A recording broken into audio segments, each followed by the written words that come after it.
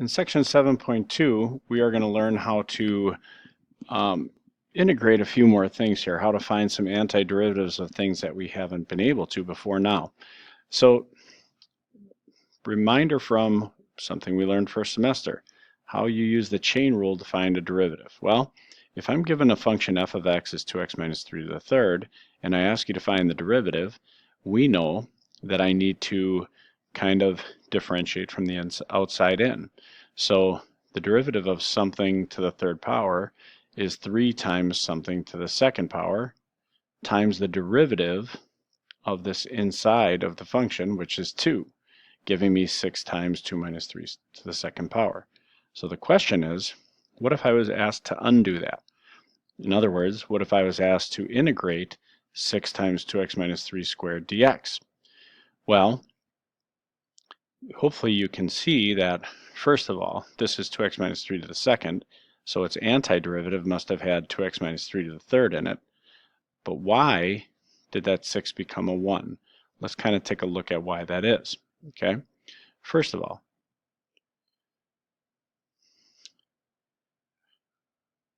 let's do another chain rule first. We'll do that on the next page. So now given f of x is sine of x squared minus 3x, find f prime again. So derivative of sine is cosine of the same quantity, then times the derivative of this, 2x minus 3. So now again, how would I find the antiderivative of that? Now again, you would think that if part of the derivative is cosine of junk, the antiderivative would have sine that same junk. But again, where did this 2x minus 3 go? Why is it completely gone? So that's what we're going to explore here. How can I find, oops, went the wrong way. How can I find an antiderivative when a chain rule is involved? Well, we're going to use a method called substitution, okay? And it kind of works like this. If I have to find the integral of x squared square root of x cubed plus 2 dx, and you look at this and you see, well, I certainly don't have this antiderivative memorized. It's not something obvious, and it's much more than a simple reversal of a power rule. Even if I try to rewrite it, I can't distribute an x squared into that square root. You may not know what to do. Well, we can use a substitution. Let's say I let u equal x to the third plus 2. What I need to do is rewrite this integral, the integrand. Instead of writing it in terms of x, let's write it simpler in terms of u by letting u equal one of the complicated parts of this function.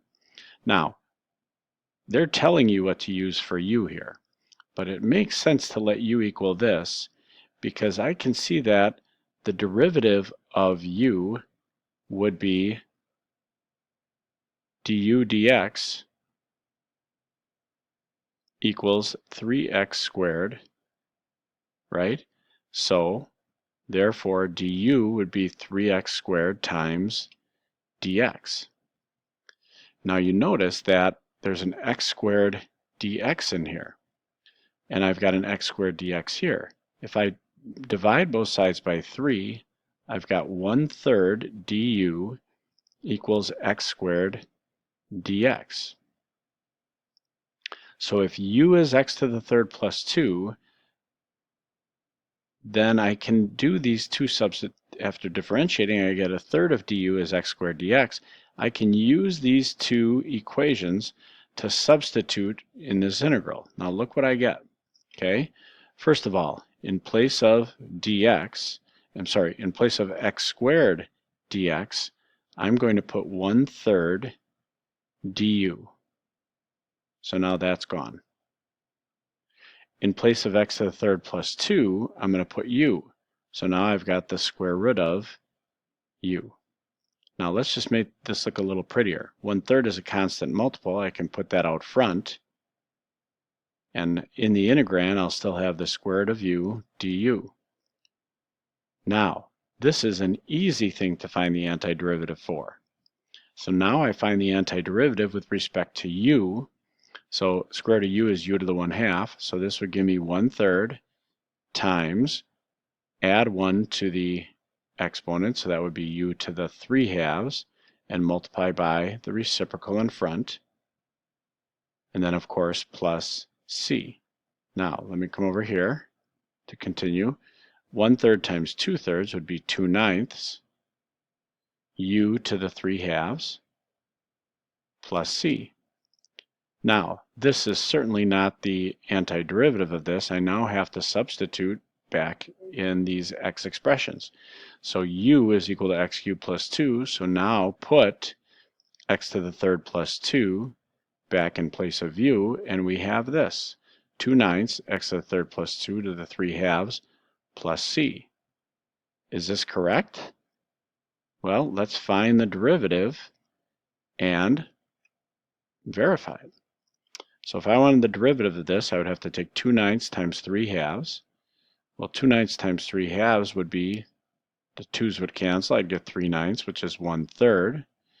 X to the 3rd plus 2 would now be raised to the power of 1 less, which would be 1/2, times the derivative of what's inside would be 3x squared. Certainly the derivative of c would be 0. 1/3 of 3x squared would simply be x squared times x to the 3rd plus 2 to the 1/2, which is what we started with. It checks. We know we're correct. We don't have to guess that we're correct. We know beyond a shadow of a doubt that we are, in fact, correct. Let's try another one where I tell you what to use for u.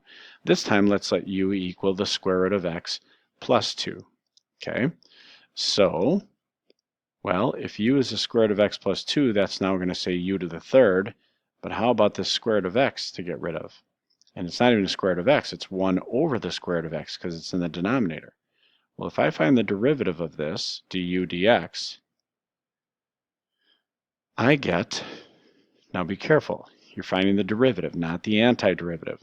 So the derivative of x to the 1/2 is 1/2 x to the negative 1/2. The derivative of 2, of course, is 0. If I move the dx over here, we can now see du is 1 over 2 x to the negative 1/2 times dx. Now, what is x to the negative 1/2? Well, that is 1 over the square root of x. So I have 1/2 times, this is 1 over the square root of x dx, which matches what I have in my equation, 1 over the square root of x dx. Move the 2 to the other side, or the 1/2, by multiplying by 2. And now I have my substitution that I want.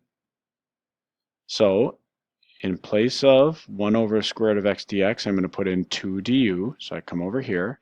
In place of this, I'm going to put 2 du. In place of square root of x plus 2, I'm going to put u. So that will be times u to the 3rd. Rewrite it more nicely. Put the 2 out in front. Times u to the 3rd du. Find the antiderivative now. 2 times, add 1 to the exponent and multiply by the reciprocal, just reverse the power rule, plus c. 1/4 of 2 would be 1/2, u to the 4th, plus c. And last but not least, let's put the square root of x plus 2 back in place of u. So 1/2 quantity, square root of x plus 2 to the 4th power plus c. Let's check. Find the derivative of this. Well, 4 times 1/2 would be 2 times the quantity radical x plus 2 now to the 3rd power times the derivative of square root of x, which would be 1/2 x to the negative 1/2. Of course, the derivative of c is 0. Half of 2 is 1, so I have x to the negative 1/2 times the square root of x plus 2 to the 3rd. Is that the same as this? Yes, it is. This x to the negative 1/2 is 1 over square root of x. It checks, and again, I am correct. Now, what if they don't tell you what to use for u? How do you know what to use? Well, normally, we want to take, how can I call it, the inside expression and let that equal u. So in this case, you notice that this is being raised to the 4th power. So what if I let u be equal to all of this? Now, another way I can find out that that seems to make sense is because, remember, after I determine what u is, I have to get rid of dx also, so I have to find du dx. Well, the derivative of this is going to be 2x. And you notice I need to get rid of an x dx. So this is part of the derivative of that. So let's find the derivative, du. Now instead of calling it du dx every time, I'm always going to multiply the dx over here anyway. So we might as well say the derivative of u is du, derivative of x squared is 2x times dx. So to get rid of this x dx, I want to put the 2 over here, so 1/2 du will equal x dx. So substitute these two expressions to get rid of x and have an integral of u instead. So in place of x dx, I'm going to put 1/2 du. Now you can also save a step by organizing things earlier. The 1/2 is just going to go out front. The du will go at the end. And then in place of x squared minus 3, we're going to put u, so this will be u to the 4th power. Find the antiderivative. The antiderivative of u to the 4th is going to be 1/5 u to the 5th plus c. Resubstituting now, 1/2 times 1/5 is 1/10. U is x squared minus 3, which is raised to the 5th, plus c. Checking this answer, 5 times 1/10 would be 1/2 times x squared minus 3 to the 4th times the derivative of x squared minus 3 is 2x. Half of 2x would be 1x, and there I go. I've got my answer. So it checks. Let's try another one. 2x plus 1 times quantity x squared plus 3 to the 3rd. Now both quantities are in parentheses, but this one is raised to a power, and not only that, but the derivative of x squared plus x is 2x plus 1. So my u is almost definitely going to be x squared plus x. Find its derivative. Well, its derivative would be 2x plus 1. But then I would multiply it by dx, so this whole thing gets multiplied by dx. So make these two substitutions. So here we go, the integral. This whole 2x plus 1 dx is gone, and the only thing we're putting in place of it is du. And then x squared plus x is now u, so that would be u to the 3rd. So it's simply 1/4 u to the 4th plus c. Resubstitute 1/4 x squared plus x to the 4th plus c. If I find the derivative, to check, 1/4 of 4 is 1. So 1 times x squared plus x to the 3rd times the derivative of x squared plus x, which is 2x plus 1, and there I am. Got time for one more. Here, we know we have a cosine x and a sine x plus 1. The sine x plus 1 is inside a square root, and the derivative of sine x plus 1 is cosine x. So I'm going to let u equal sine of x plus 1, and then its derivative would simply be cosine of x, and then remember to multiply that by dx. So in place of cosine x dx, I'm going to put du. In place of sine x plus 1, I'm going to put u, so I've got the square root of u, or if you prefer, u to the 1/2 power. Find the antiderivative. Add 1 to the exponent, multiply by the reciprocal, plus c. Now substitute to finish off. You get 2/3 u, which is the sine of x plus 1, raised to the 3/2 plus c. One more chance to check our answer here. 2/3 times 3/2 is 1 times sine x plus 1 to the 1/2 if we subtract 1 times derivative of sine x plus 1, which is cosine x, and yep, that's the same as that. I'll leave this last one for you, give you a chance to try that. In the next lesson, we are going to, we'll do a couple more, but we're mainly going to learn, let me go way ahead here, we're going to learn to do definite integrals as well with substitution. So stay tuned.